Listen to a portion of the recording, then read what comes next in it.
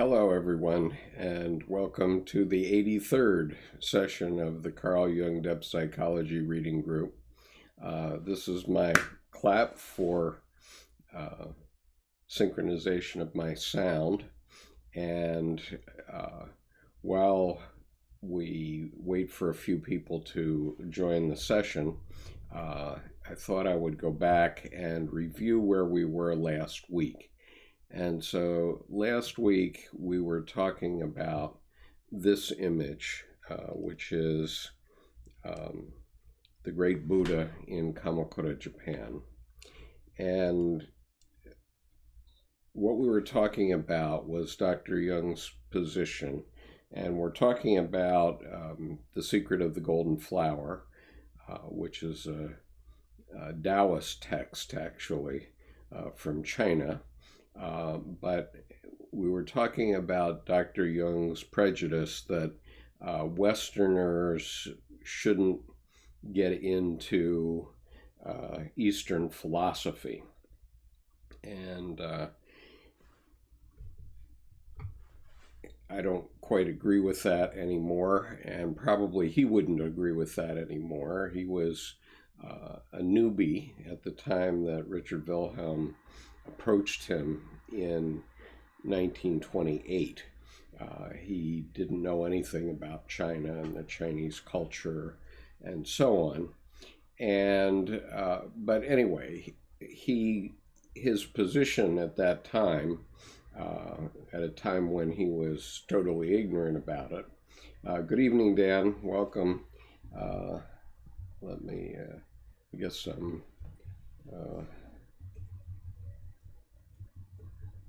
just going to say hello in the chat. And so what I'm doing is going through a couple of things we were doing right at the end of last week. So we're talking about The Secret of the Golden Flower. This is part 3 of our discussion. This is a Carl Jung reading group, so I'm using the paragraphs of Dr. Jung's work as a way to prompt me to talk about certain issues in Jungian psychology. Hi, Matthew. Welcome.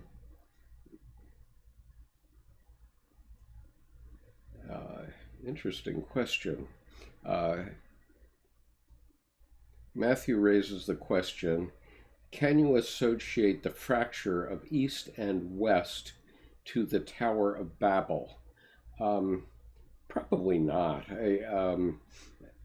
The Tower of Babel was something that went on in biblical times, and honestly, I don't really know that part of the Bible very well, so maybe you can re-inform me. But I remember that a tower was built somewhere out in the desert, and it went into ruin because everybody was speaking different languages, and but I don't remember why. And but I think that the separation between East and West occurred long before the Tower of Babel, because keep in mind that a whole new, or actually 2 new races evolved, okay, because at the time of Christ, let's say, there probably weren't too many white Europeans, or maybe there were, I don't know, but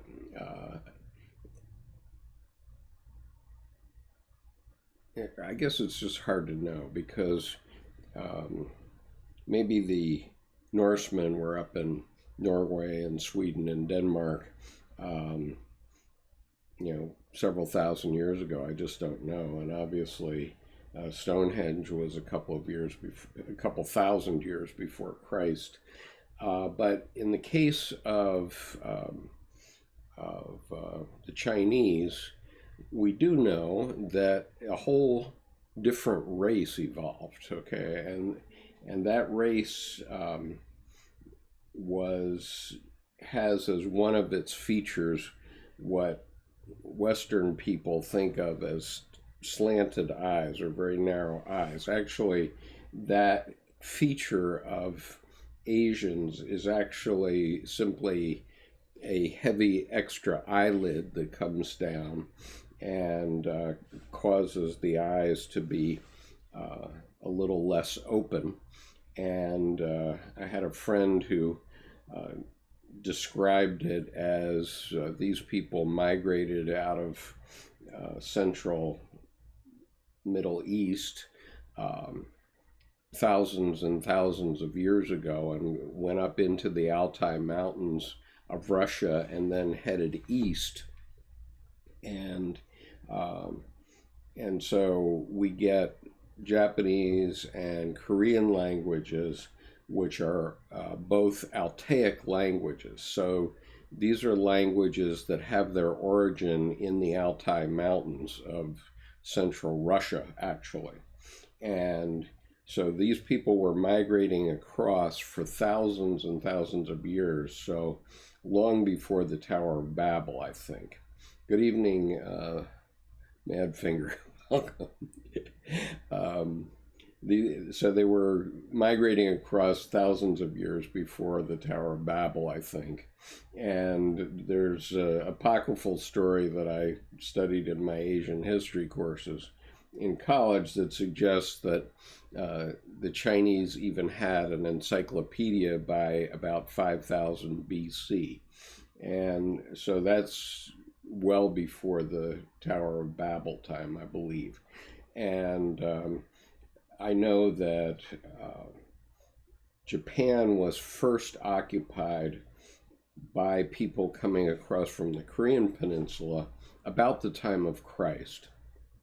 And it took them a long time, nearly 1600 years, to populate the islands of Japan. It was one of these numbers where, you know, dad has a rice field and he says to his son, Seiji, go build a rice field over next door for yourself. And so he does that, and the next one does that, and the next one does that for generations. And gradually they got to Tokyo. That took them about 1,000 years or more. And then by around the year 1600, you may remember the movie Shogun, which is an actual story. There actually was a Anjin-san, a pilot named Will Adams, who is commemorated in Tokyo because he crashed in the northern part of Japan. There were two major ruling dynasties in Japan by 1600, and one was centered at Osaka, and Osaka Castle was their castle, and one was centered in the north. And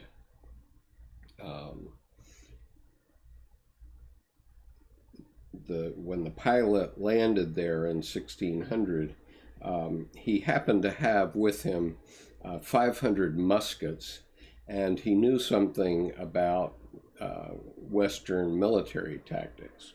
And so in the few months of the summer of 1600, he taught these tactics and methods to the armies of the North. And I think it was in October of 1600, the largest hand-to-hand combat battle in the history of the world took place at the Battle of Sekigahara, and about 40,000 men were killed in that battle. And the battle was at a junction in the mountains. There was a pass, a very narrow pass, which you can still see today. The bullet train goes right through it. And it's at a place called Sekigahara, north of Osaka. And so that very narrow pass was the focal point of this great battle. And north of that Pass is the Kanto Plain, the Great Kanto Plain, which was the home of the armies of the North. And because Tokugawa Ieyasu had the good fortune of having this Dutch seaman run aground in his part of Japan, he had muskets and the armies of the South didn't. And so he won the Battle of Sekigahara. And that was the beginning of what it was called the Tokugawa Shogunate, which lasted until 1867. Anyway, that was a bit of Japanese history, a little bit more than you wanted. But going back then, these things happened very slowly, and I don't know what the time frame of the story of the Tower of Babel was, but I think that the overall time frame of the Bible doesn't go back more than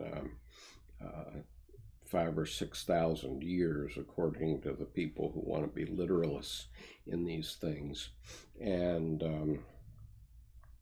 so I don't think 6,000 years is enough time for evolution to produce the Asian race, or the Asian races as they developed, the Chinese, the Japanese, the Koreans, and so on. And so they probably evolved over, who knows, 50, 100,000 years, I suppose, so long before history. But I want to go back now to this this image of the great Buddha in Kamakura. And Dr. Jung says that a Westerner who takes up an Eastern method has his authority of Christianity working against him, and without a strong, let's say, ego, you couldn't be protected from just being overwhelmed by things that are in the psyche. And he says only very strong integrity stops an absurd misadventure. Well, there are a lot of absurd misadventures when societies come together. Of course, races and populations mix. And so misadventures do occur. I acknowledge that. I acknowledge that I could have gotten into some. I don't tell all my secrets, but I spent 8 years in Japan, 3 years in high school, where I only had notional misadventures, and 5 years in business. And if you read my novel, you can read the autobiography of my anima, let's say. Okay, there's nothing in that novel that isn't true, with the exception of the fact that there's never been a woman prime minister of Japan. And if you feel that you want to read this novel, which is my shadow side coming out, keep in mind, and my anima, then be duly warned that it contains eroticism, and some people may be offended by that.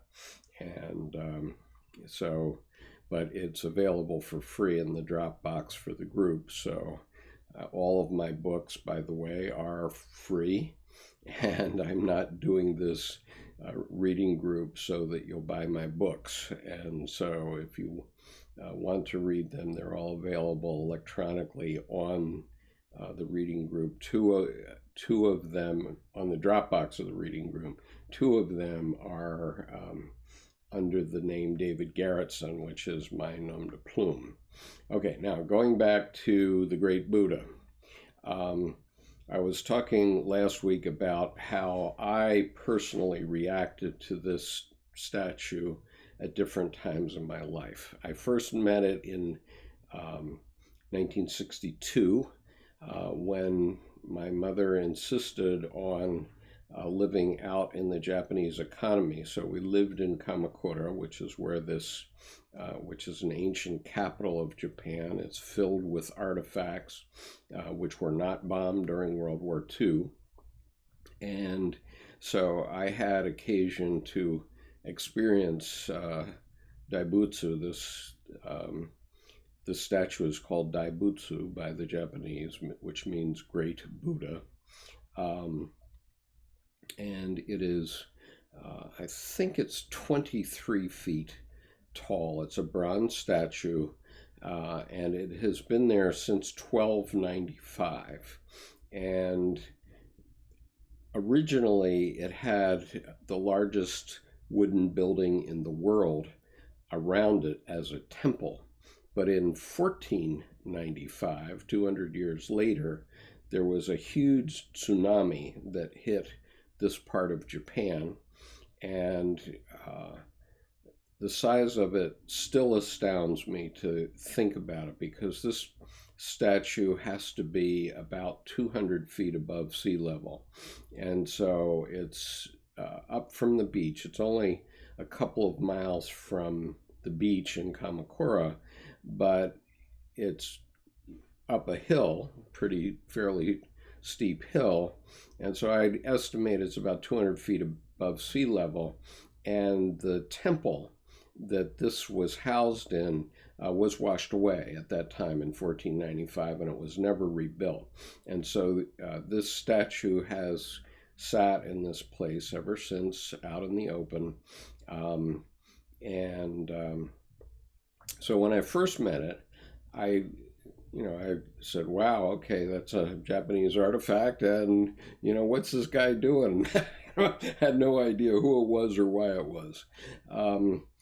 When I went back in my 30s, because I was there from, about the age 33 to 40, and I visited many times. I took people on tours out there many times when I was living in Tokyo. And at that time, I realized that this was the Buddha meditating.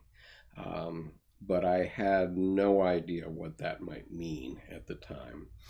And now, as I look at it, and I've actually been around Buddhism for quite a while, and if you look in my rearview mirror here, there's my wife's picture of the Buddha, which is a Buddha statue in Hawaii, and my wife is a Buddhist lay teacher. She actually did sort of the equivalent of Buddhist divinity school in a home study, and so she knows a lot about Buddhism.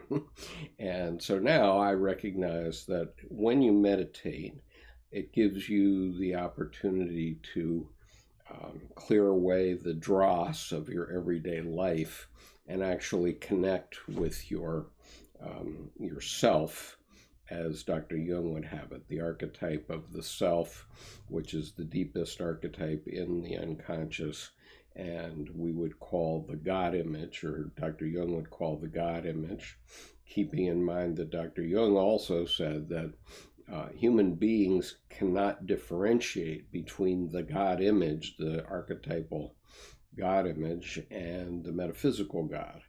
And so, but we'll keep it on the psychological level. So this is an archetype that appears in all human beings. And in Buddhism, they were meditating to be in connection with this self. And so now I do meditate occasionally, or actually I sort of meditate all the time in one way or another. And I'll show you that a little bit later in this session. But there's another image that I wanted to share with you that I didn't get to last week, and that is this one. This is Ofuna Kannon, and Ofuna Kannon is the so-called goddess of mercy. And as it happened, this statue was built in memoriam to the Japanese war dead. I didn't know that until the last couple of years, as a matter of fact. But it was constructed in 1961, and then I arrived right after it was built, actually. And it so happened that this is the so-called Goddess of Mercy, and the Goddess of Mercy is, this canon is the female emanation of what the Tibetan Buddhists would call Avalokiteshvara. And so the compassionate aspect of Buddhism. And but I didn't know all that when I was in high school. And every day coming home, in the mornings I would go to school in a U.S. Navy gray school bus, believe it or not, which would come out to Kamakura and pick us up. But if I wanted to be in extracurricular activities, I had to go home on the train. And as you can appreciate, being an American Navy junior, being in Japan was quite a potpourri of different sights, sounds, smells, ideas, culture, you name it. And it was overwhelming at times. And what I found was that my train would go by Ofuna Cannon every day about 6 p.m. and it would pass within 100 yards of this statue. And then it would continue on to Kamakura. And I might as well put myself somehow back into this picture. Let me see if I can adjust the size of this image a bit.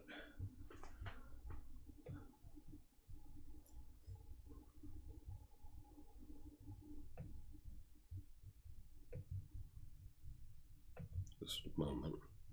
Sorry.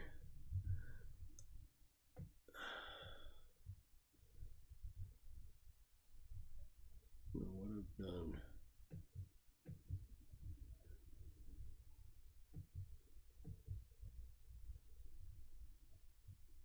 Well, I don't know what I've done now. So we'll leave it for the time being as it is. But my point about Ofuna Cannon, there is where I am. Okay, I got it.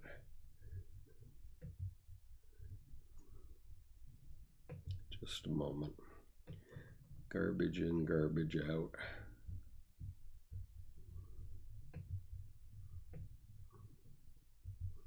I can get myself back in the picture.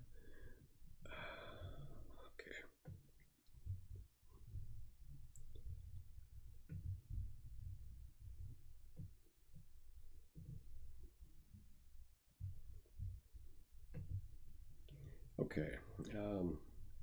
It's not ideal, but you get the general gist of it. Let me do that. Okay, so the significance of this is that for reasons that are mysterious to me, I found this statue extremely pleasing and soothing at a time when I was facing a lot of conflict, because there is the usual stuff that goes on in high school, plus there was the need to get back and get home from school every day at age 15 on public transportation in Japan, a country we had been at war with, very seriously at war with, only 17 years before. And it was quite an intense experience for a young man. And so this statue has always, to me, been very soothing. And every time I even look at a picture of it, I feel all those experiences going back now all the way to 1962, so a long time. And I still find it, makes me emotional to look at it and think of it and so on. So, can it lead to a misadventure? Well, sure it can. But anyway, Dr. Jung was talking in paragraph 26 about psychic states inside and outside. And I guess that was the point that I was trying to get to on this, which is that obviously every time I look at this statue, I enter into a psychic state. And unfortunately, in paragraph 26, Dr. Jung discusses or ducks any discussion of the inside and outside psychic states. So that's partially why I'm discussing this now, because that's a psychic state that every time I look at this statue, it calms me down. It makes me feel peaceful, and I don't know why, and it always has ever since the first time I saw it. And but anyway, what Dr. Jung is now starting to talk about in paragraph 26, is that the symbols that appeared symbolically, that appeared in the Chinese in ancient China, and now this is a document that's about 3,000 years old, were the same as he was finding in his medical practice. And last week, let me see if I can show it to you. I'm not showing you my notes because they keep flashing, but I do have on my notes something that I want to show you, because last week we were talking about this image, and I can show it to you here.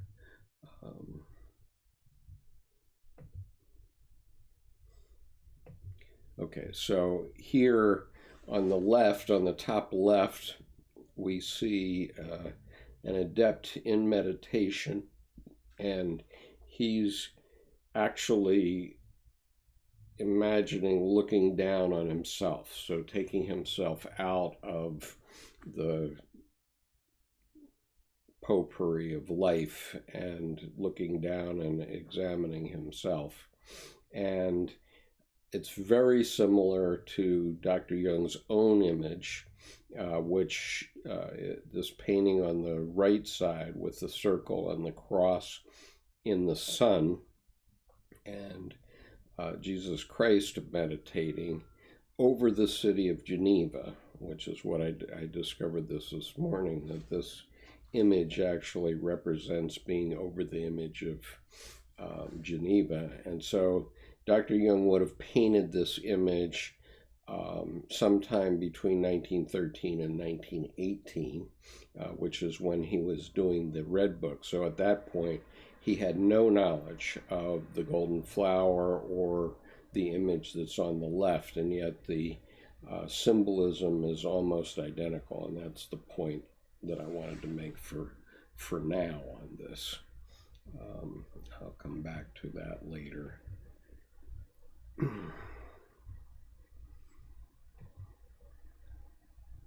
Okay. All right. So let me look at the comments that I've had here so far. Madfinger says, isn't Eastern mysticism focused on ego dissolution versus Jung's focus on strengthening and expanding ego, or am I mistaken? Okay, I think that the way Dr. Jung would say it, rather, is that Jesus Christ is on the ego end of the spectrum, and there's a spectrum of an axis or spectrum, which is the ego-self axis.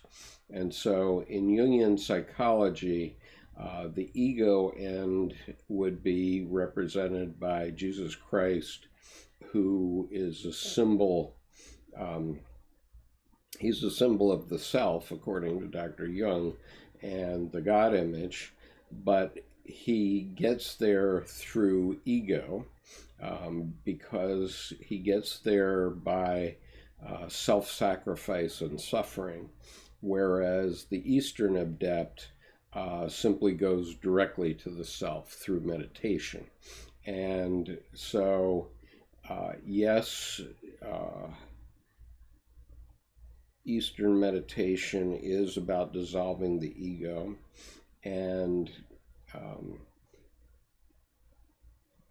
from Dr. Jung's point of view, we want to strengthen our ego, but not hubris. We're not talking about hubris now, but from Dr. Jung's point of view, we want to strengthen our ego so that when the two streams of our psyche come through, one is the good side and one is the dark side, one is the light side and one is the dark side, that we will choose to go with the light rather than the dark.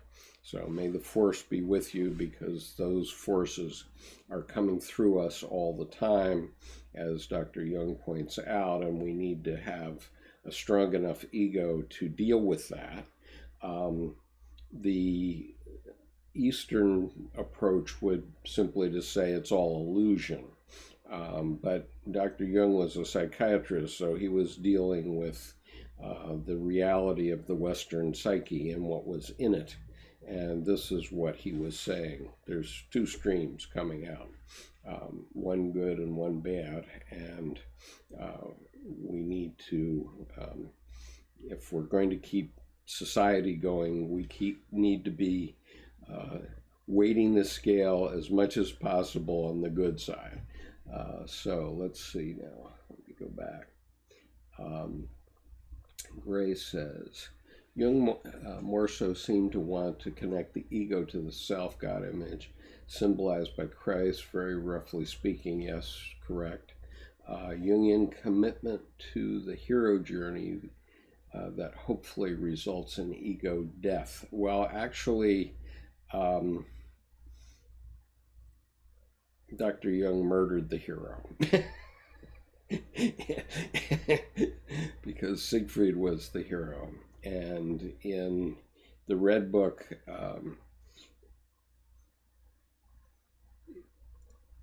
he had to kill a certain attitude which was within him, and it was within lots of Germans, almost all Germans of the time, presumably, in some way.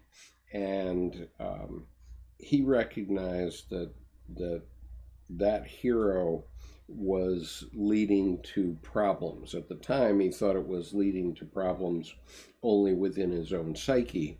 But as he started to have these prefiguration visions and dreams about World War I, he recognized that it was a collective issue that was coming up. He didn't realize that until World War I broke out. When World War I broke out, he went, phew, it isn't just me, it's everybody. And so that was really the beginning of his study of the collective unconscious. And so I don't think that Jung would lionize the hero journey as we have done in film, for example. Each one of us has to suffer, and each one of us needs to be pulled apart by the opposites. But that's sort of an individual task. It's not a hero's task for society at large. I don't, if we look at how our society is being pulled apart, we all have to examine ourselves on that. regardless of what our political stance might be. Obviously, we have a huge national neurosis at this point, this red state, blue state neurosis. And we need to look within ourselves and find within ourselves where the issue is. And I don't think that there's going to be a hero per se riding in on a white or a black horse to, or a red or a blue horse to solve the problem and make us all Americans again. I mean, one thing that might do it is if we have a god-awful war. That's what happened in World War II.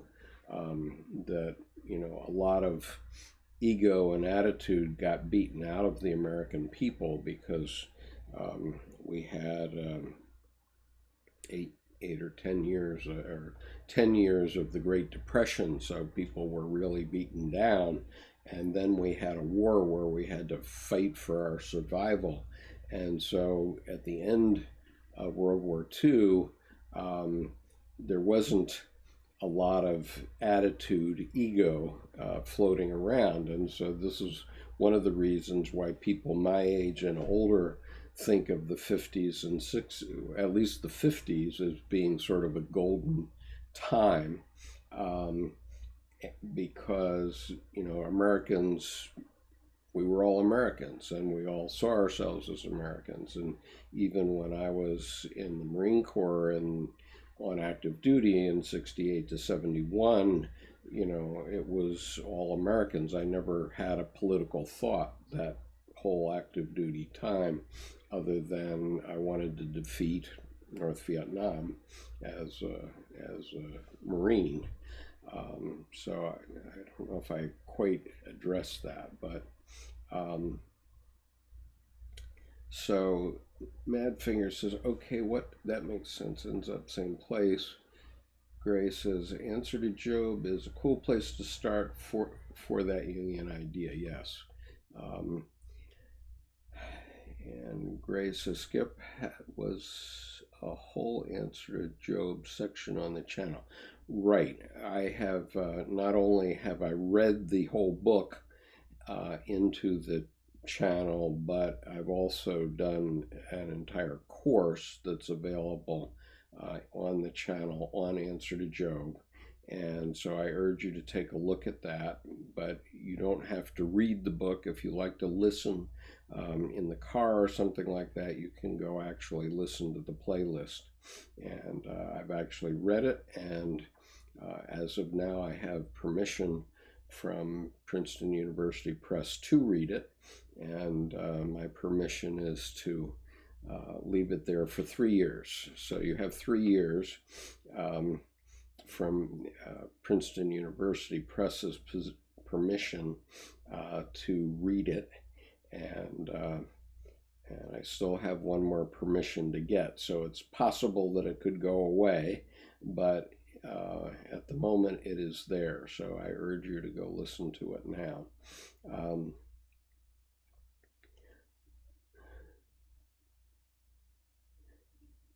Make it healthy so it doesn't injure itself and then bring to balance. We certainly have to bring to balance. That's I'm not quite sure what the it is here. Matthew says, I have had dreams where something is trying to teach me the union of opposites. Part of this union is pulling the higher self into myself so they can exist together. Well, I think that that's very likely. And the fact that you can bring those dreams into your consciousness suggests that you're on your way. And just hang on to your hat, because it's once you start getting into this field of opposites, this is why Dr. Jung felt that what he was talking about was for people in the second half of life, 35 years and beyond, because by that time we've built up a strong enough ego so that we can make moral judgment about what's coming up in the opposites. And from his point of view, people less than 35 years old are still learning how to be human beings, and they're taking care of the basic reproductive aspects of life. And so they haven't really had time to think about these issues. Now, I do know that I have a number of subscribers, quite a number, who are well below 35, that are in the 20 to 35 year range. And so it's important for those listeners to understand the Job archetype. And that is, I'm going to just put it on here for everybody again: contest, defeat, lamentation, and rebirth. Okay. And that is the formula for building a strong ego. The more times you go through that cycle, the stronger your ego will be. And obviously the ones that don't make it through that cycle end up committing suicide too young because they can't handle what they run into. And so if I think about military guys, when they come home from being in a war zone, they often have like 1,000-yard stare, and Dad never talked about his time in the war type thing, because warriors, military men, very often run into some pretty horrific things in their wartime experience. And a lot of them have trouble coming out of it, and that comes out in the form of PTSD and other things.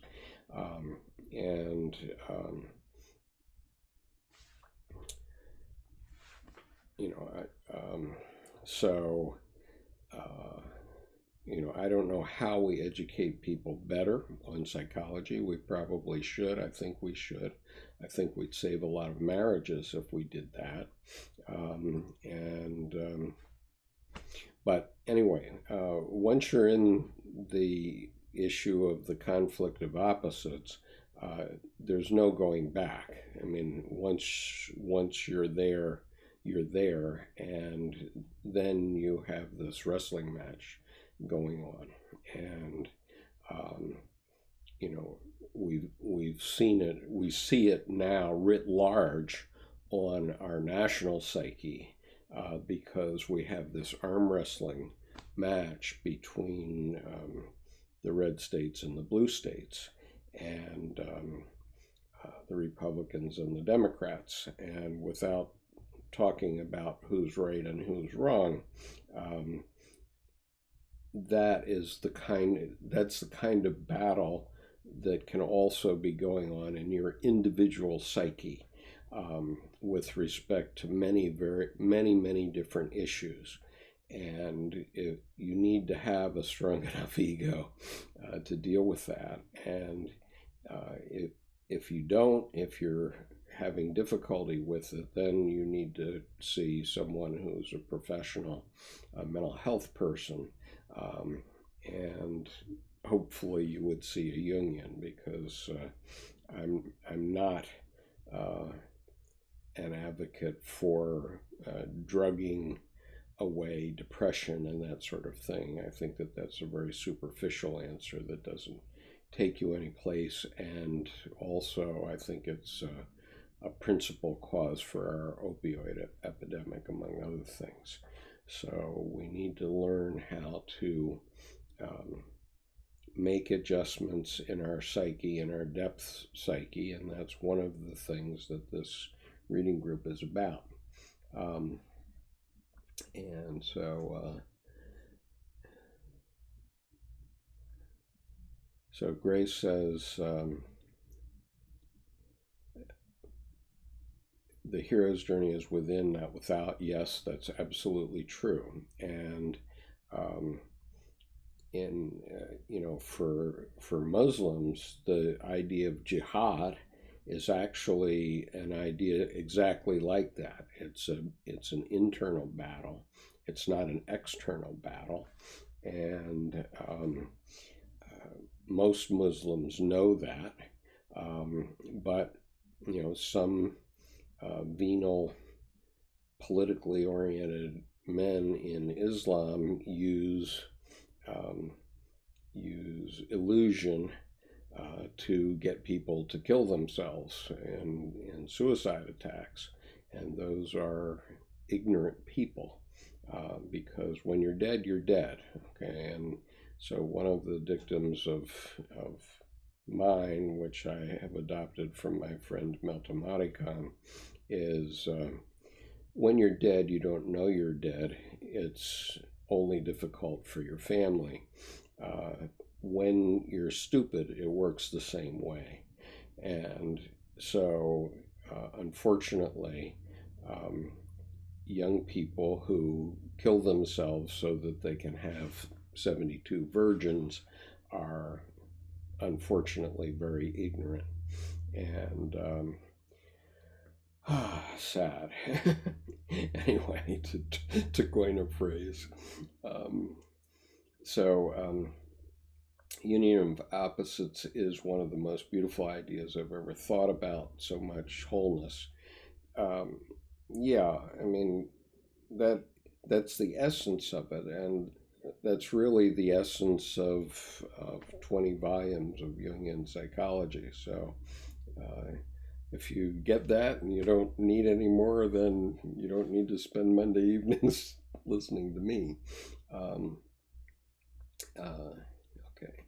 Madvig, cognitive dissonance from egos, difficulty coping with paradoxes. Obviously, we have lots of those. I mean, you can well imagine what it was like for me in Japan 17 years after World War II. I mean, I had seen the movies, all those John Wayne movies, Battle Cry, and read all those books. In fact, I think I read Battle Cry on my way to Japan the first time on January the 23rd, 1962. In those days, we didn't have jets, so there was I guess we had 3 9-hour legs to Japan in an old 4-engined military plane, and I read Battle Cry during that, and then I arrive in Tokyo, or in outside of Tokyo, Tachikawa Air Force Base, some of you may know, and immediately drove 3 hours through Tokyo, Yokohama, and Yokosuka to the hotel we were staying at. And for a 15-year-old, that was a lot to take in, I can tell you. And so, it would be great to have known some of this stuff back then. Dan says, I've noticed that Dr. Edinger has another 4-step journey that he mentioned in his lecture, Encounter with the Greater Personality, Encounter, Wound, Persistence, Revelation. I think that's just he says it in several different ways. I've finally settled on the one that I now give, but I think it's basically the same formula, which is, I think if you put equivalencies to encounter as contest, defeat is wound, lamentation is persistence, and rebirth is revelation, it's basically the same thing. And there's another one that's in his final interview, which you can find on through Google. You can Google it.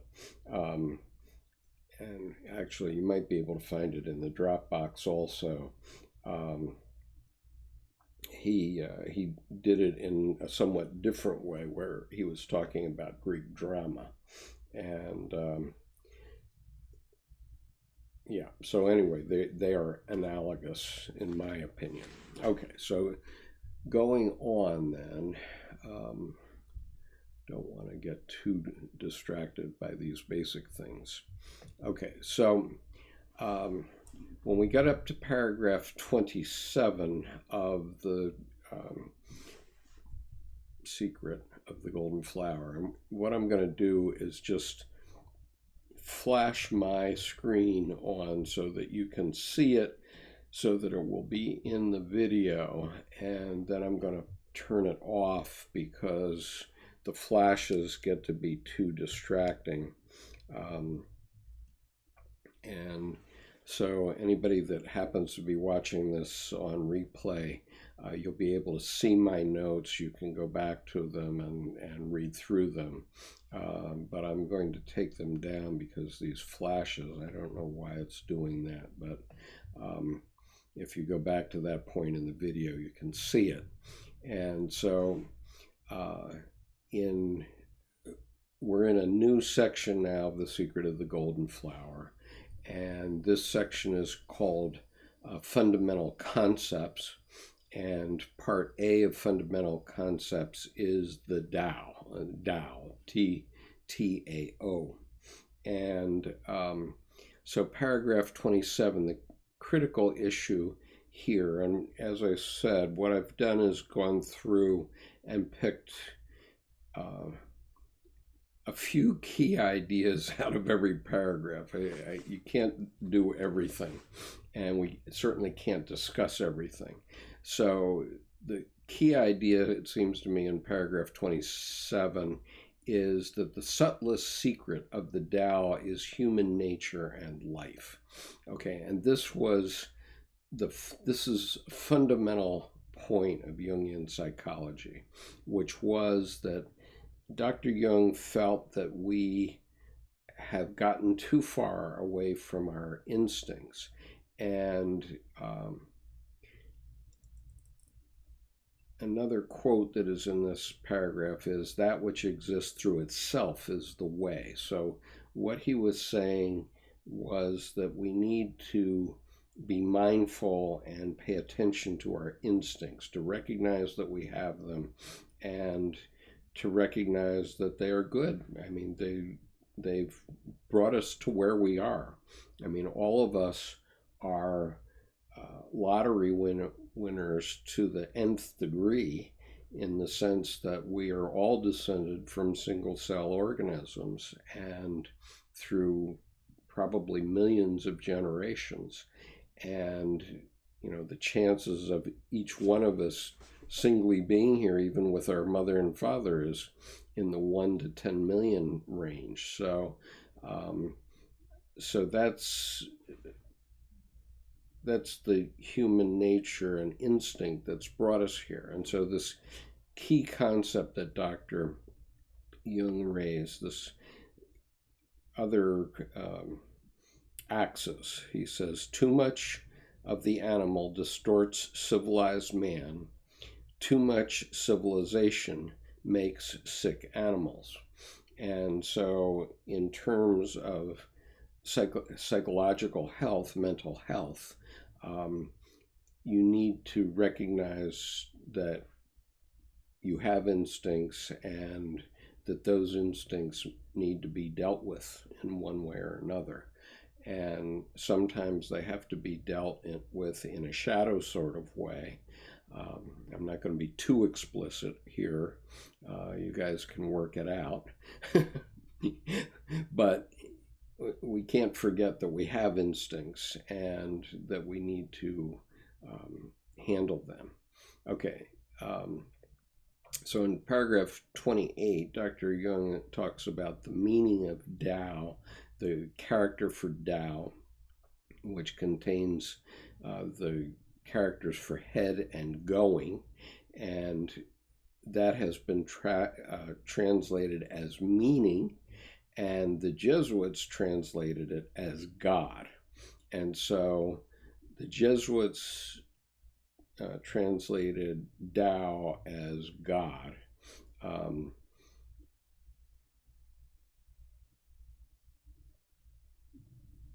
I guess we would also say from a Jungian psychology point of view that Tao is self. And so when we think of the great Buddha of Kamakura, he's in the Tao in a Buddhist way. And so one of the things that the secret says is that the light of heaven dwells between the eyes here, okay? And it's not up there. So it dwells in human life and nature. And then, let's see. Oh, okay, there, at the end of paragraph 28, there's this meditation induction that's translated. And I wanted to read that to you for purposes of the video. If thou wouldst complete the diamond body with no outflowing, diligently heat the roots of consciousness and life, kindle light in the blessed country, ever close at hand, and there hidden let thy true self always dwell. Okay, and so I think that it would be useful at this point to go through these images that are in my notes, but I'll show them to you quickly.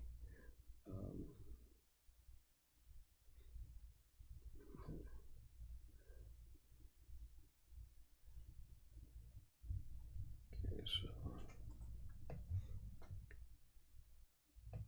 all right, so here's what they have in mind. They're showing 4 stages of meditation. And so the first stage is on the left at the top of this image, and it's basically just a guy meditating, gathering himself. And he, from an alchemical point of view, what Dr. Jung would call alchemy, he gradually goes into stage 2, which is that he feels within his gut that some essence is starting to emerge. And then in stage 3, you get this emergence over the head of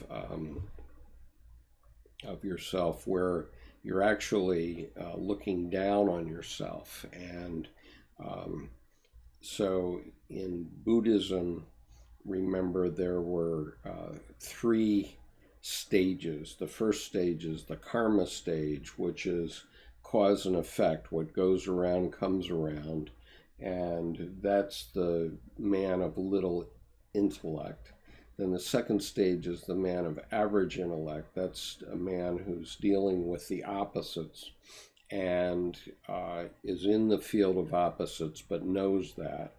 And then the man of superior intellect, the third level, is someone who's actually been able to take himself out of himself and see the opposites in which he's dealing. And so he's actually observing himself from above.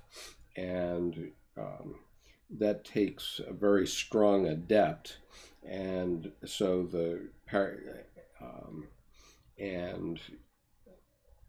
same sense of the idea appears in Dr. Jung's image here, which comes from the Red Book, where we have the adept or Christ or whoever it is in the air over Geneva. That is the city of Geneva, and seeing everything. And so the way my wife says it to me is that when the Dalai Lama thinks about a problem that he has, he looks at it from all sides. He tries to put himself in every position. So that's kind of what you see in this 4th stage, where there's 5 other adepts that the adept is imagining, and each one of them has 5 above them. and each one of them is imagining a problem, let's say, from all points of view. And so that's all well and good, except that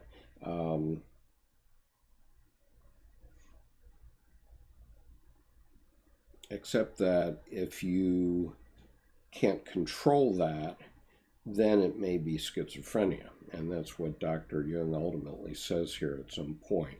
And so before you get too rah, let's go on meditation or something like that, please take it step by step, because you can get yourself into trouble.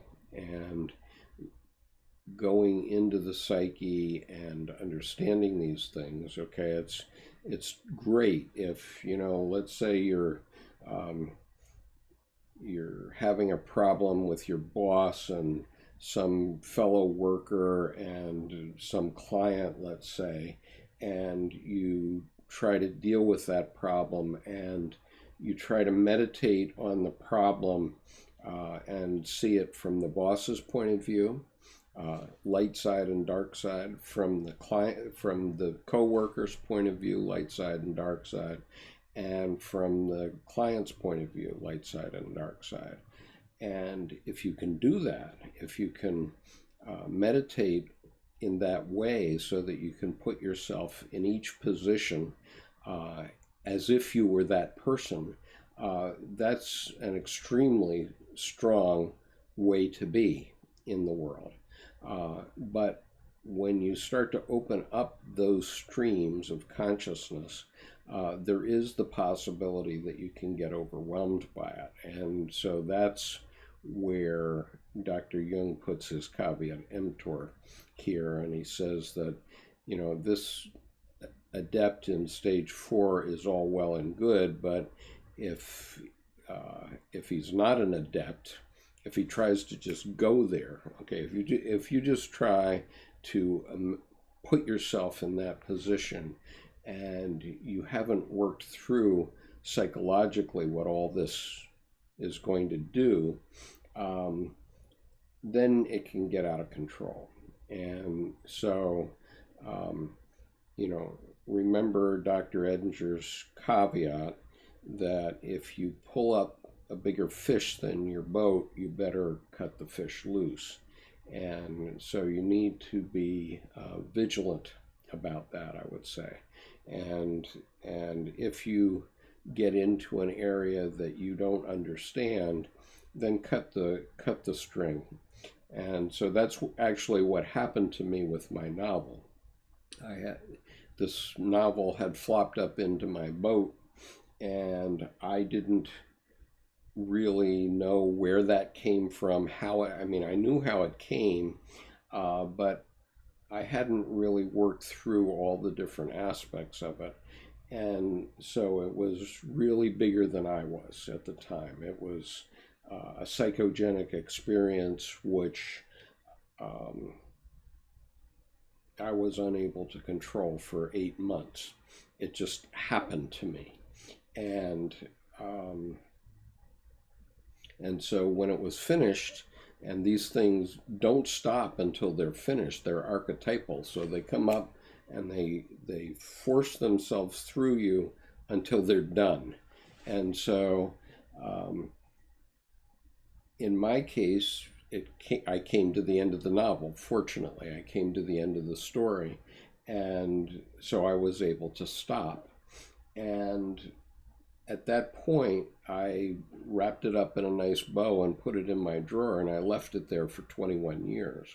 And now I know what it is. I can explain it. I can talk about it. I can talk about it from a Jungian psychology point of view.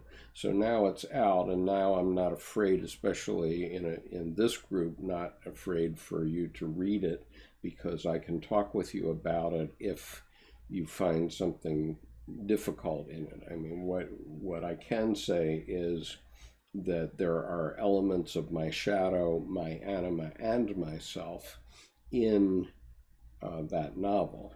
And obviously, I had a lot of experiences in Japan, personal experiences, especially when I was there again in the early 80s for 5 years in business. And so I know a lot of stuff. I experienced a lot of stuff during that time.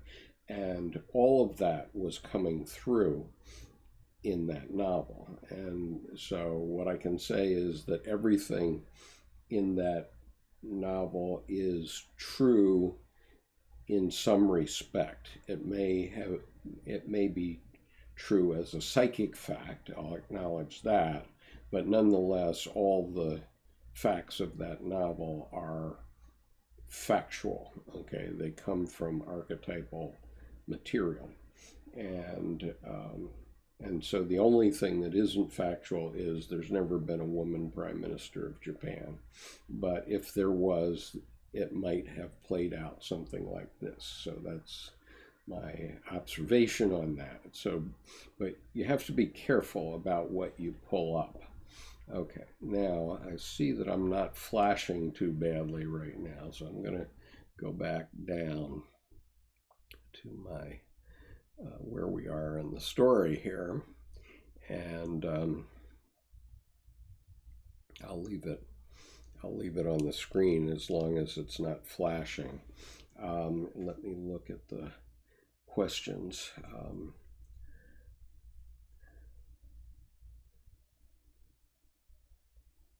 Okay, Matthew says, I believe the Tao is one step higher than the self in the do you mean the pleroma, Matthew? When you say plumbra, I don't know this word, and so I'm wondering if you mean the pleroma there. Formlessness before form. Yeah, okay. I mean, it's instinct. It's archetype at the very, and every archetype is instinct on one end of a spectrum and spirit on the other end of a spectrum. And let's see. Madfinger says Heidegger. I don't know anything about Heidegger. This is a Jungian reading group. And what I know, and we are getting the flashes, so I'm going to take this down, unfortunately. What I know something about is what Dr. Jung was saying, and I don't necessarily know it in the context of philosophers or earlier writers. And so in terms of alchemy, what I can do is I can take things in and I can interpret them back out in a way that may resonate with some layman. Whereas if you just plow into it directly, you may have a hard time doing that. And so I'm trying to be a facilitator. That's what Dr. Edinger was trying to do also. He considered himself a mediator between Dr. Jung's complexity and the rest of the world. And unfortunately, Dr. Edinger died in 1998, and so some of us have to pick up the reins and move forward. And fortunately, now a lot of Jungians have started to do that. I'll mention this here.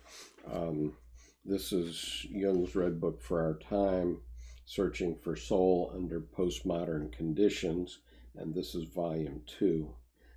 This is a brilliant book. Volume 1 was also brilliant. And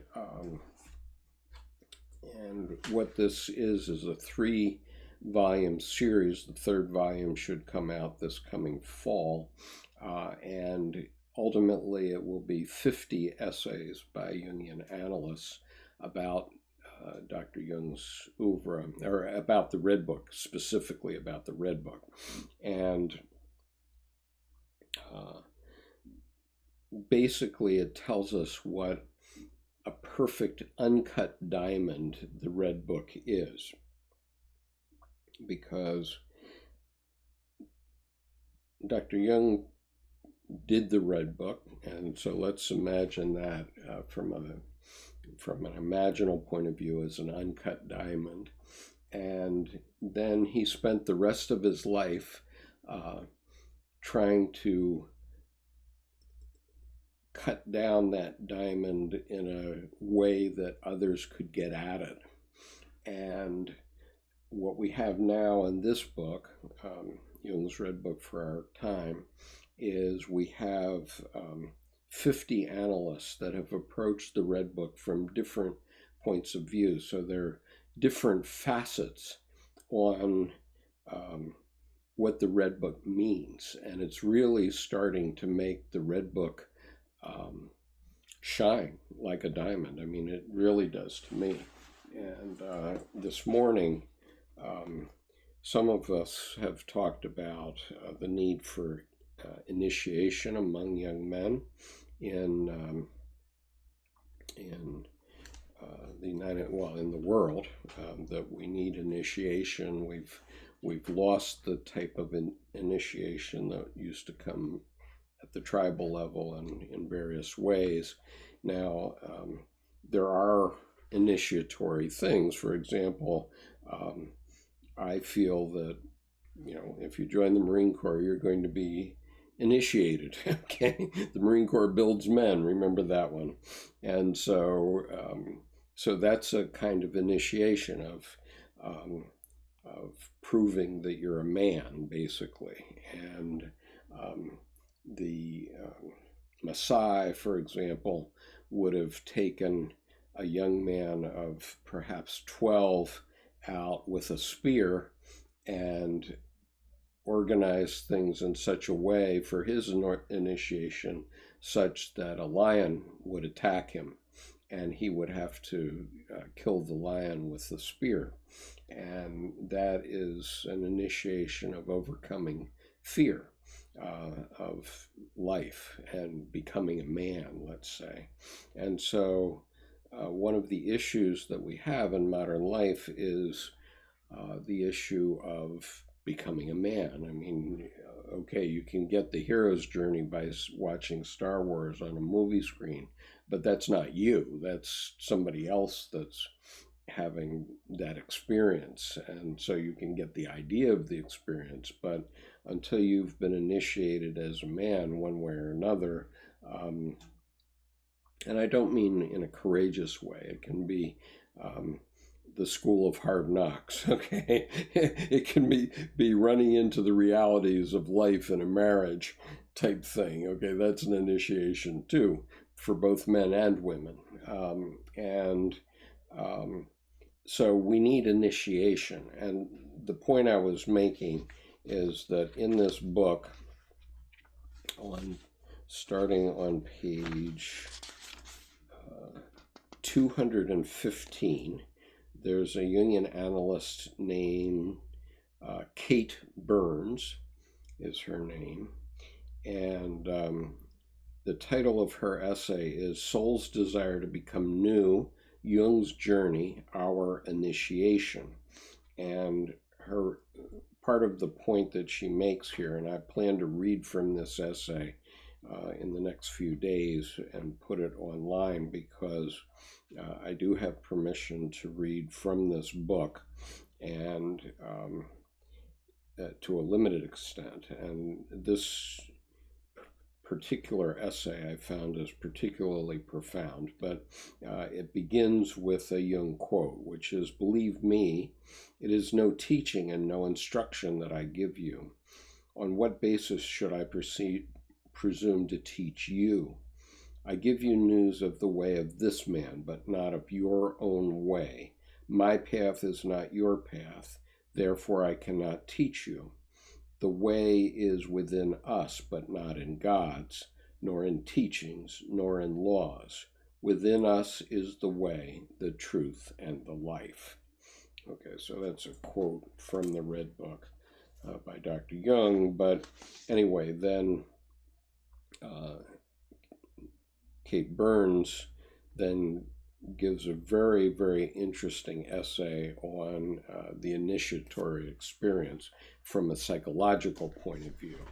And obviously that's important. I remember when there were crises about terrorist attacks in Europe last year, a couple of years back, and there was the Charlie Hebdo experience, and then there was the attack on the cabaret in Paris. And I remember, I think it was Anderson Cooper who was interviewing two older Muslim men. And one of them said something that was pretty profound to me. He said, "Our young men have no way to prove that they're a man any longer." And that's sort of what we're talking about here, isn't it? That if we don't have ways for people to make their way in society, and this comes up in young white men too in the United States, because all these we have all these school shootings and such, and sometimes they're Muslims, but sometimes they're just white Anglo-Saxon Protestants, and the question is, how do they prove that they're a man? I mean, do they have to go into the military to get through this initiatory experience? I don't know. I mean, that's a question. But anyway, I urge you to order this book, Jung's Red Book for Our Time, Searching for Soul Under Postmodern Conditions, Volume 2, and read this essay on Initiation by Kate Burns. Or actually, I'm going to read it online, so you don't need to do that. But within the next week, I'm going to read part of it online because I think it's so profound that we all need to know it. But there are many other essays in these two volumes that are already published that are also quite profound. And as I say, they show us what a diamond the Red Book was. And one can understand from Dr. Jung's point of view, since he didn't publish it in his lifetime, for him, it was an uncut diamond. And, you know, he had hacked away at it for 40 years after the Red Book experience and produced, I don't know, probably 15 of the 20 volumes of the collected works in that time. And he attacked it from a psychiatrist and very deeply religious point of view. But there are many facets of it that he didn't see at the time. And so these Jungian analysts have now started to expose those things, and it's very powerful. Okay, so yeah, right. I'm not selling books. I don't get any commission, Gray. Jerome says, there's an excellent essay in Volume 2 of Jung's Red Book for Our Time, The Receptive and the Creative, Jung's Red Book for Our Time in Light of Taoist Alchemy, by Anne Chia-Yi Lee. I have not gotten to that, but I'm looking forward to getting through to it soon. I'm about 2/3 of the way into the book at this point. So Thomas Dennis says, has violence been sold to modern men as a way to prove their manhood, sold both by leaders and by popular films, with the fetishization of the gun involved here also? Yeah, I think there's certainly an element of that. I mean, when I look at these weapons that people carry around in these films, I go, oh my God, who would ever carry a weapon like that? You have to just imagine what it would be like. I mean, as a Marine in Vietnam, I was going out with about 80 80 pounds of gear, and my food and water, 4 canteens, a flak jacket, a helmet, food for a week, etc., etc. And so that was about 80 pounds, I figured.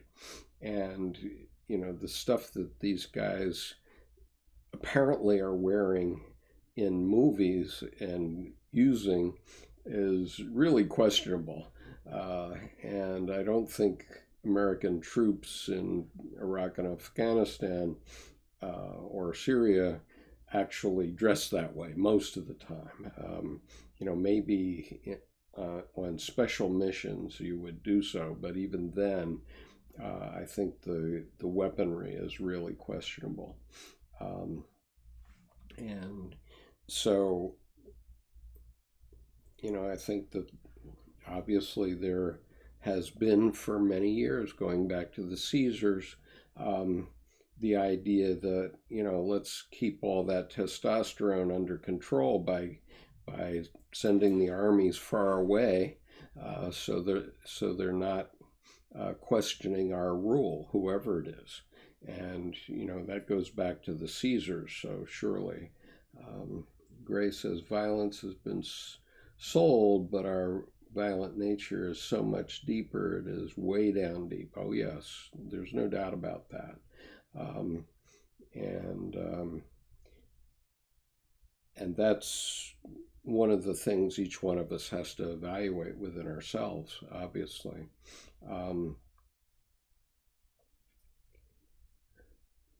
Thomas says, I'm thinking of the many film posters that show actors brandishing weapons. Oh, yeah.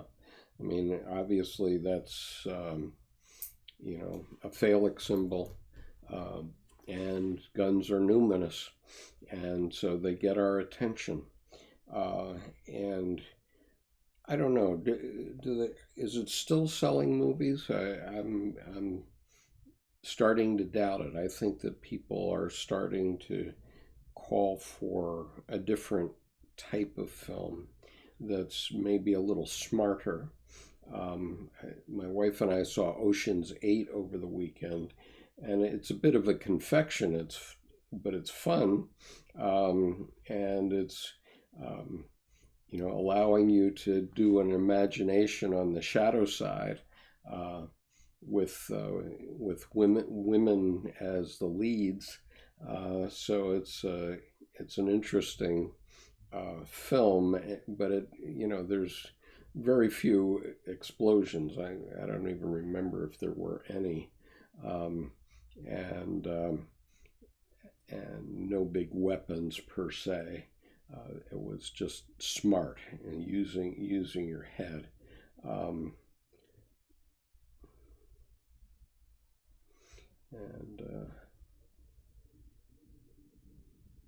Thomas says, are women compelled to prove or show their womanhood? I have to wonder. Well, you know, certainly they do. You know, that's what Aphrodite and the Aphrodite archetype is all about, because that's part of the mating ritual at the instinctive level. And so so I think that, yes, they do in a different way. They're not going to show their warrior aspect. Hopefully we are growing smarter, yet gun sales and passions around gun ownership seem to point to the attachment of that numinous weapon.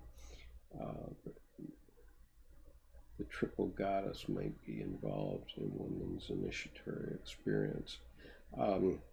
Yeah, I don't think that there are real traditional initiatory things in this country. I mean, isn't being a high school teenage woman an initiation in itself? I let my wife binge on chick flicks over the weekend, and one of them had Beau Bridges in a movie. I don't even know what the name of the movie was, but it was a movie about a girl that was in some sort of reform school, and Beau Bridges was a trampoline coach and gymnastics coach. And so there's all this bickering back and forth among these teenage girls. And so, that's a kind of womanhood initiatory experience, I think. I came in this room and worked on my Jungian stuff while my wife was binging on that stuff. I couldn't take it. But thinking of Robert Graves, The White Goddess. Okay, I haven't read The White Goddess. As far as gun sales,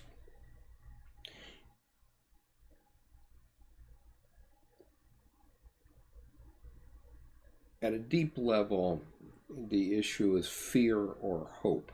Okay, those are two ends of an axis. And at a very deep level, the gun sales relate to fear. And, I have high school classmates, obviously. They were Navy juniors because they were in Japan with me. And,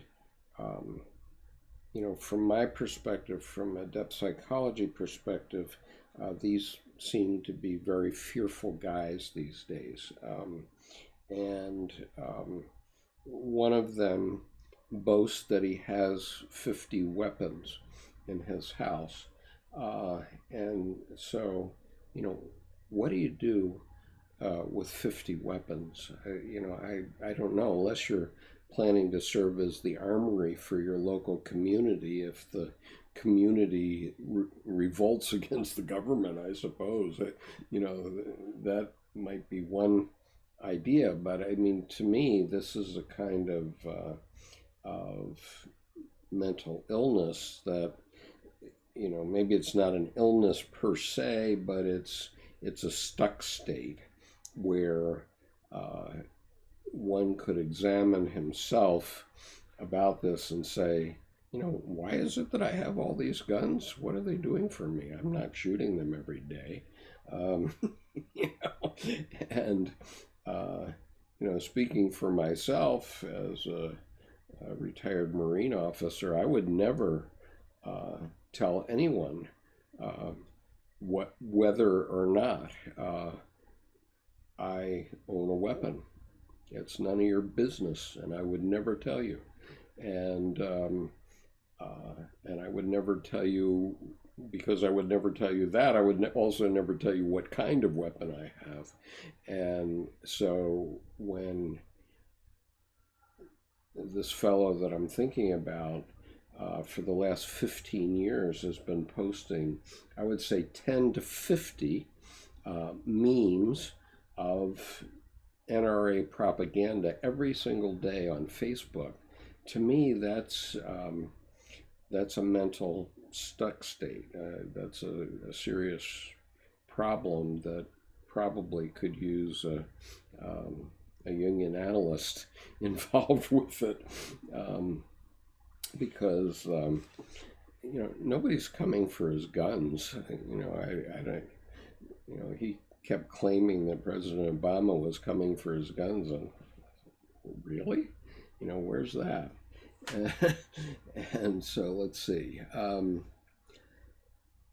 Thomas says, I heard a line in Kubrick's Lolita the other night. Lolita's mom, this is the old Lolita? Oh yeah, it must be, because Shelley Winters, Lolita's mom, played by Shelley Winters, tells Humbert, James Mason, that her late husband's gun was a sacred weapon. Zing, well, yeah, okay, it's, guns are numinous, there's no doubt about that. And so anyway, listen to Tupac's song Girlfriend, all about his gun. And obviously talking about a gun is a metaphor. There's a little piece of doggerel in Battle Cry, which I remember from the time that I was flying to Japan in 1962, believe it or not. And in Battle Cry, they're in training as Marines, and a young Marine recruit says to his drill sergeant something about his gun, and he's ordered to expose himself and hold his privates in one hand and his rifle in the other, and the doggerel goes, "This is my rifle, this is my gun, this is for fighting, this is for fun." Anyway, Marines wouldn't refer to a weapon as a gun per se. If I do it, I'm not in my Marine persona at that moment. That's for sure.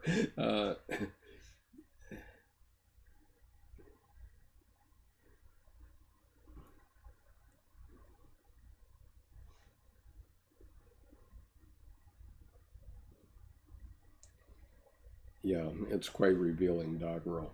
So anyway, going on. Where am I? Okay, so I've given you the alchemical instruction. I think I've already read that alchemical instruction for going into meditation. And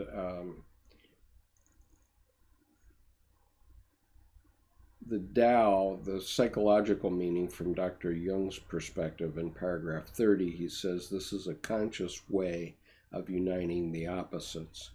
And it's a process of reversal, signifies reunion with unconscious laws of our being. Okay, so then we get to part B of this section, which is the circular movement and the center. I'll try to get through this much at least tonight. So in the union of opposites, the union of opposites is not a rational thing, and it's not a matter of will. This is paragraph 31. It's a process of psychic development that expresses itself in symbols. And underneath the video that you're watching, you'll find a link to Jonathan Pageau's talk about symbolism versus literalism in the Bible. This is a 20-minute video. I urge you to watch it, because one of the things that permeates Dr. Jung's oeuvre entirely is the idea of symbol.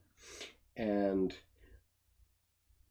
I don't feel that Dr. Jung really explained well what a symbol is and why it's significant to our psyche. But I can tell you that when I watched Jonathan Pageau's video this morning twice, 20-minute video, it really crystallized the meaning of the symbol for me. And of course, I've always known that the opposites come together. Alchemy is about the opposites coming together, and they come together within the human being. And that's what alchemy is. And so then we take these opposites, I take these opposites, and express them in another way that maybe others who haven't studied as carefully as I have can connect with. I hope so. And, that's what I'm trying to do. And I observe that, my Buddhist Lama, who is in my meditation group every Monday, he's doing the same thing. I mean, Buddhism is full of even more logos than Christianity is, because everything is sliced and diced 85 ways from Sunday. And so there's 64 of these and 7 of these and 3 of these and 8 of these. But it's all logos. It's all slicing and dicing. And the term Lama, the Ma part of it, actually refers to a mother. Okay, and so he says he sees himself as a mother, as creating something. And so what he's doing is taking you along a path, a Buddhist path in this case, where he's teaching you the various logos aspects of Buddhism in the hope that ultimately you will have enlightenment. And I'm starting to believe that the aha moment that Dr. Jung talks about and Dr. Edinger talks about in The Encounter with the Greater Personality, that moment is a glimpse of enlightenment. It isn't enlightenment per se. I couldn't say that I'm truly enlightened, but I can say that I have had experiences which are glimpses of enlightenment. And those, I believe, are the encounters with the greater personality that have come up in Christianity and come up in Buddhism from time to time. And you don't get it by studying the word, the logos. You have to get it by actually experiencing it. And obviously a Buddhist Lama has experienced something like that too. And so for him, what he acknowledged to me today, we were reading in a book. In fact, let me.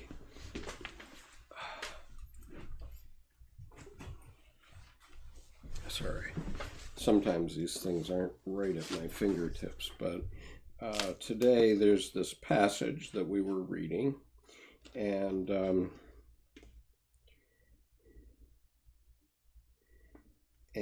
what this passage says, and it's very brief, it says, "This truth of the self-sprung ones is to be realized through faith. The orb of the sun blazes with light, but is not seen by the blind." And so what he's saying is that that someone who's going along the Buddhist path toward being self-sprung is the translation for this, but the encounter has to do it by faith. They have to go and study with the Lama for many years, and then finally they might achieve enlightenment. And so I said, well, can't you get there by experience? And he says, oh yeah, that's what it is. We say that too. It's an experience, but the way we get there is by going through all these sliced and diced logos elements. And of course, that's the way it's done in every religion, where you go to vacation Bible school and you go to Bible class when you're a Christian, or you must study if you're a Muslim or whatever. And so all of us have to study along a certain path, one path or another. All these paths are leading to the same place. And so he admitted to me that even though you have to do it by faith, that actually you can do it by experience. And so I thought that was a terrific breakthrough, both for me and for him.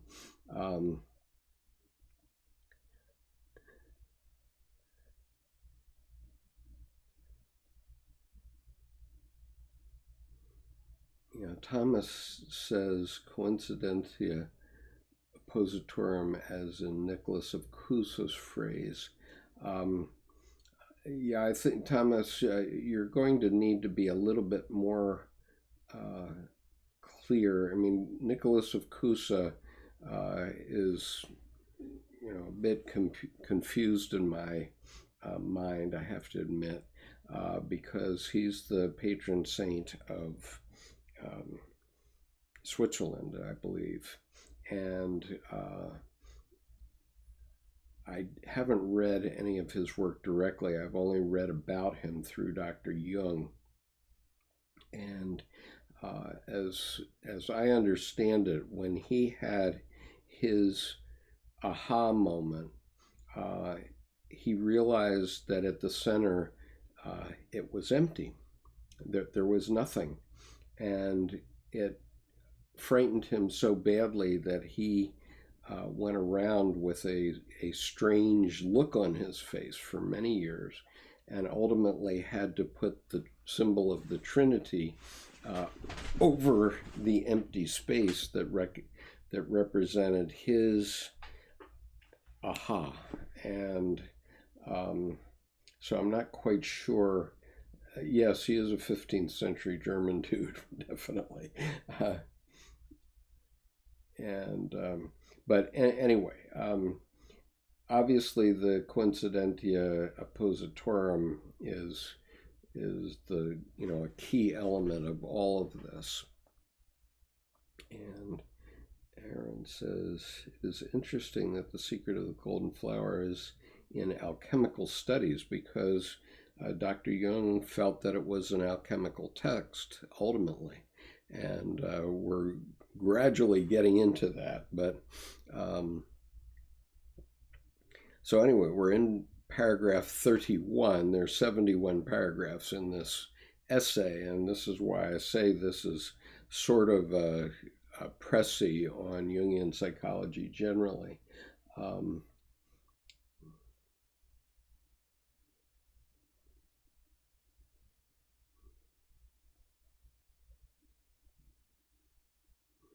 I'm not quite sure what you mean by it in your sentence, Thomas. It does seem to be key to reaching some sort of wholeness.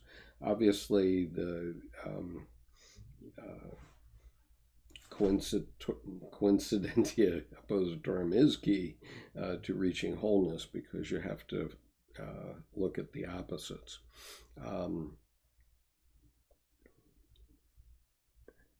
Yeah, right. So we have to unite the opposites. That's the conjunctio, and that is an alchemical activity based on, and the alchemy takes place within us. We are the alchemical vas, ultimately. And so we take the opposites, we look at them, and then symbolically we present them in some other way. For example, just with our president, although I don't agree with him on many things I do agree with him. And and while I have to acknowledge that sometimes his methods do work. And so that's, in me, I'm trying to use him as the way to grind together my own opposites in terms of the political sphere. The Hieros Gamos image relates to the sacred marriage between masculine and feminine ideas. So that's another opposite. But keep in mind, there are thousands of opposites. So anyway,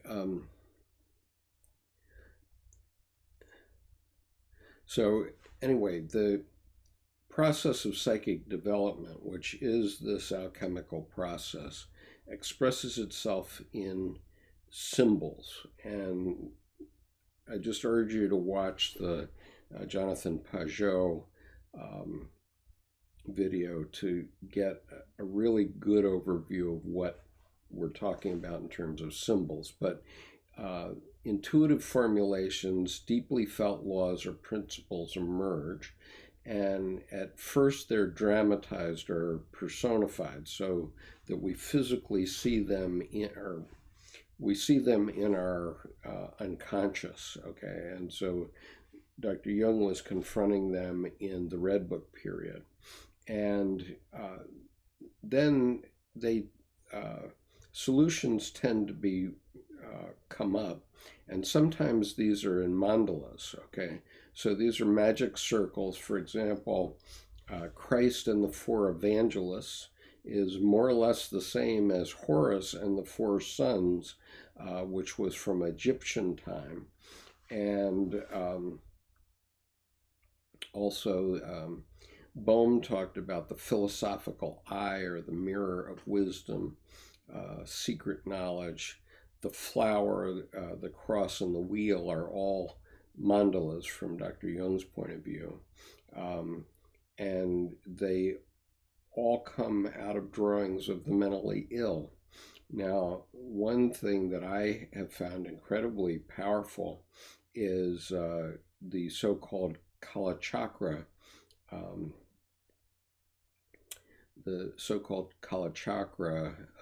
ceremony in Buddhism, where Buddhist monks spend 5 days making a mandala out of sand. It's a sand mandala. And this mandala represents the universe.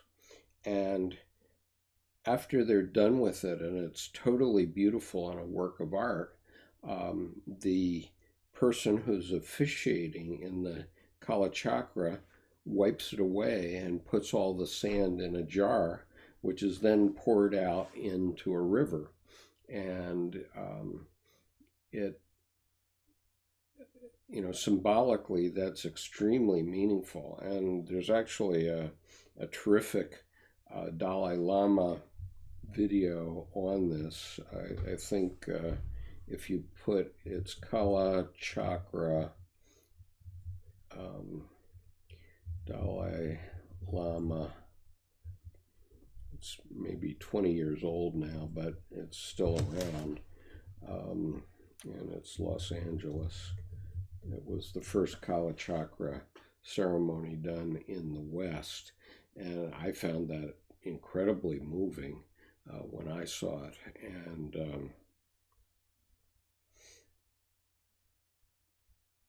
you'd have to watch the video to have the same experience, I guess.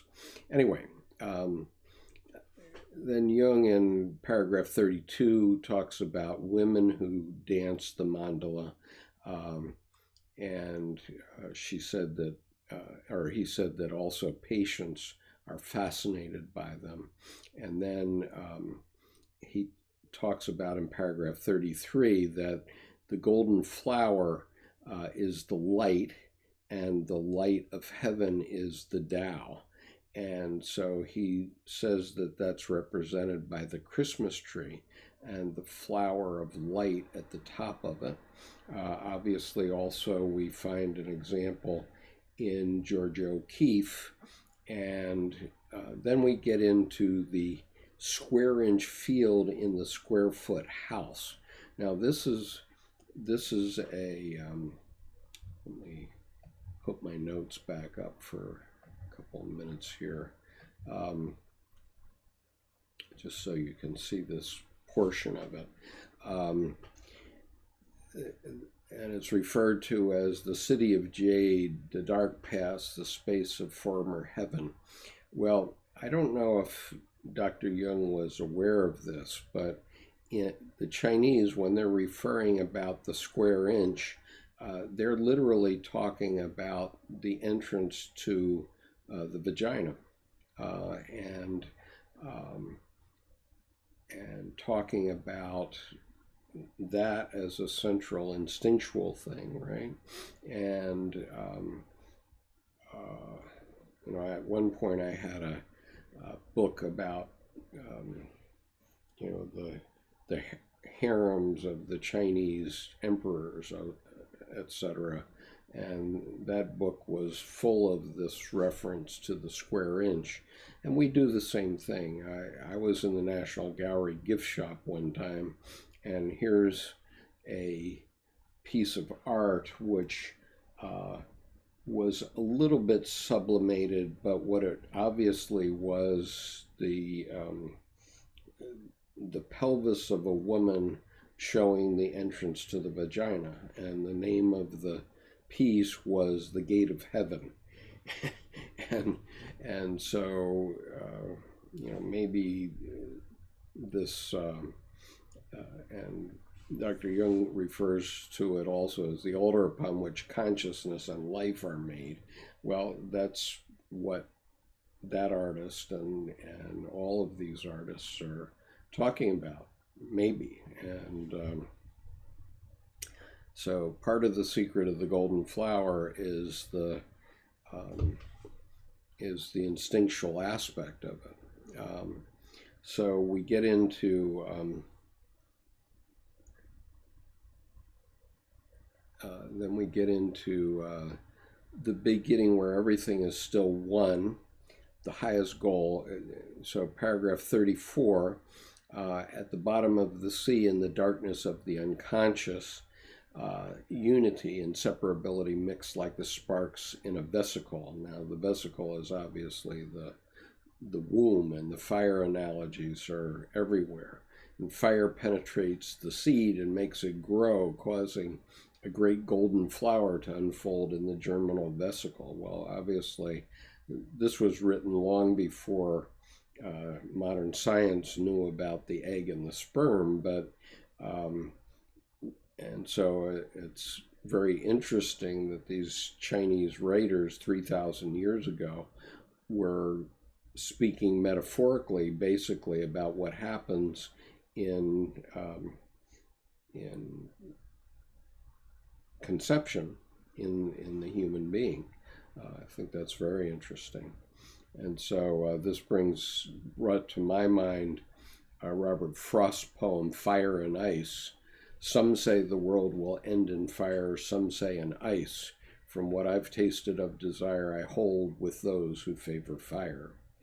But if it had to perish twice, I think I know enough of hate to say that for destruction, ice is also great and would suffice. So anyway, that's what came to mind when I read this. So paragraph 35, darkness gives birth to light, a child, and the unconscious becomes conscious in a living process. So here we are, a living process going on psychologically.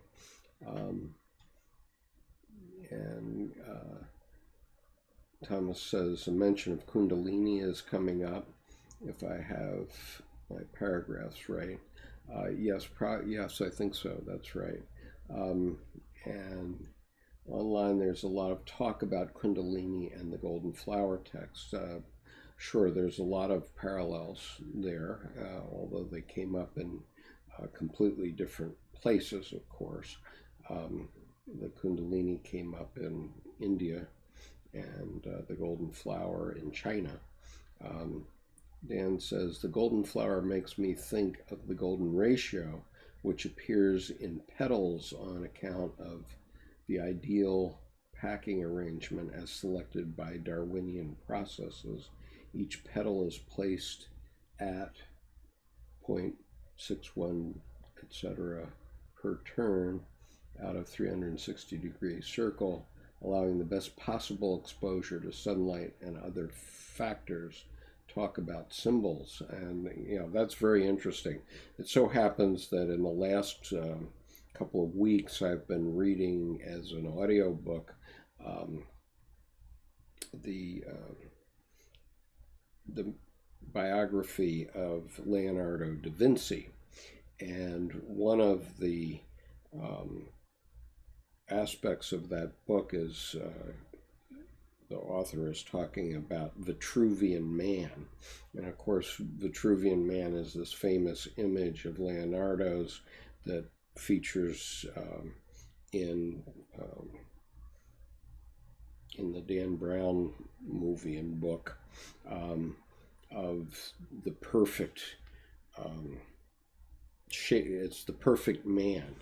And what I didn't know, and what is explained by Walter Isaacson, the author, is that Vitruvius was a man that lived in the century before Christ and who wrote a treatise on architecture, which ultimately became the basis of the perfection of the European cathedral.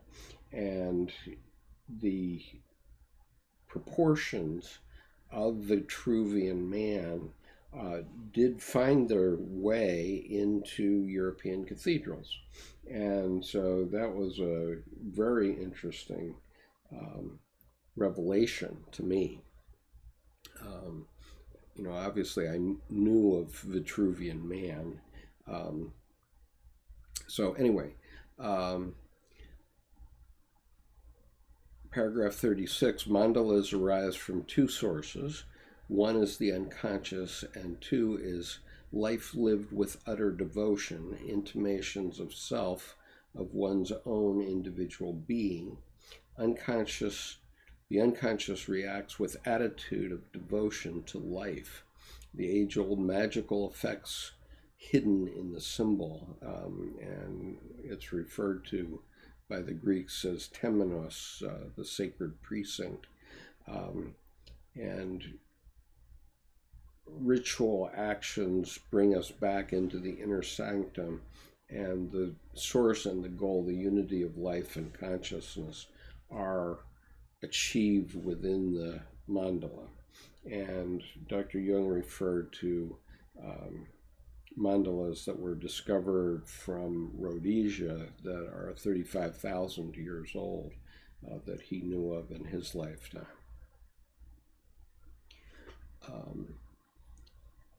So in paragraph 37, we get to it being a unity of life and consciousness, the Tao, the central white light, the visualization of a creative point, intensity without extension in conjunction with the square inch. Okay, so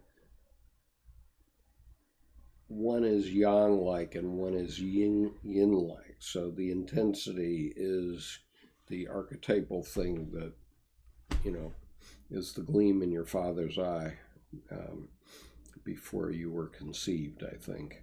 And so anyway,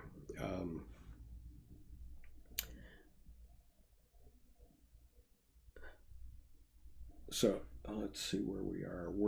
We're 2 hours into this, so we're going to start losing this video. So I think I'm going to stop and not get into circumambulatio at this point, the circulation, the circling around the center.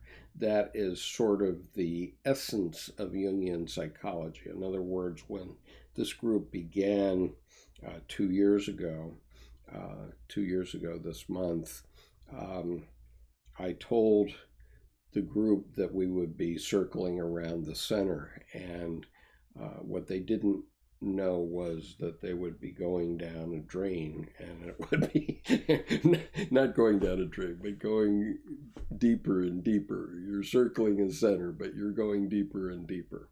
And I want to talk about that, but one of the interesting things here is Edward Maitland's experience, which he describes, which is on page 26, and I do want to read that into the video, but I don't have time tonight, so I'm going to stop. Please, if you're interested in going further with some of Dr. Jung's work, we are in the advanced reading group reading Ion, and tomorrow at 1:30 we are studying chapter 3 of Ion, which is the syzygy, anima and animus, and that will begin at 1:30. It will be on Zoom. I'm going to give you my contact information so that you can ask for participation in the advanced reading group.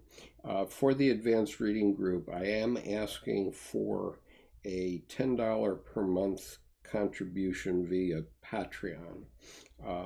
And keep in mind that 640 videos have been put on this channel without cost to anyone. And it's been, essentially a full-time job for me, and it's also been a costly one. I haven't had any recompense for the many expenses that I've had, even since going back to 2010 when I started the Archetype in Action website.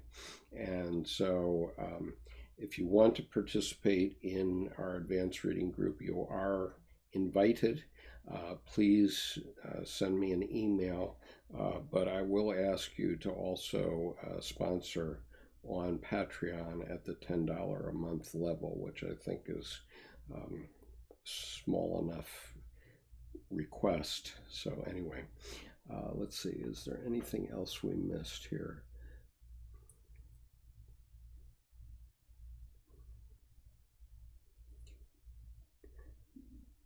So I guess not. We've talked about all the comments on the chat. And thank you, Dan. And I particularly appreciate Dan Pohl, who is a producer of the series now, and his support is definitely appreciated by me. And so anyway, thank you very much. I'll keep working on this, hacking away at it. We're about halfway through The Secret of the Golden Flower, so perhaps it'll take us until early July to finish it. And then we can move on to something new.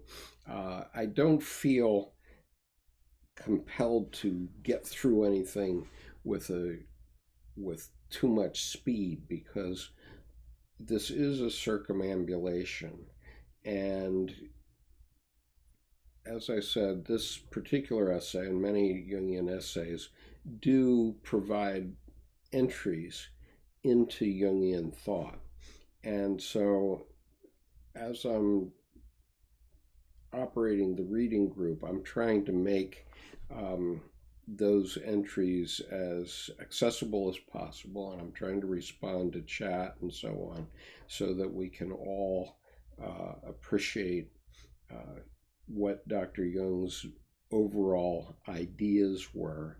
And so I don't feel that means that we have to rush through all this work, because in many ways they often refer back to the same thing. But there are different facets. As I say, this series, the Jung's Red Book for Our Time, is 50 different essays by different Jungian analysts, and it's actually phenomenal to see how different each of their perspectives are. And so there's a lot here, and a lot to think about. So I will sign off for tonight, and I'll look forward to seeing some of you tomorrow on Zoom, where we do this as a video conference, so others get to actually speak on the video. But that is held there's a separate Dropbox for the advanced reading group, which is kept privately. So anyway, please join me if you choose to, and I look forward to seeing you next week.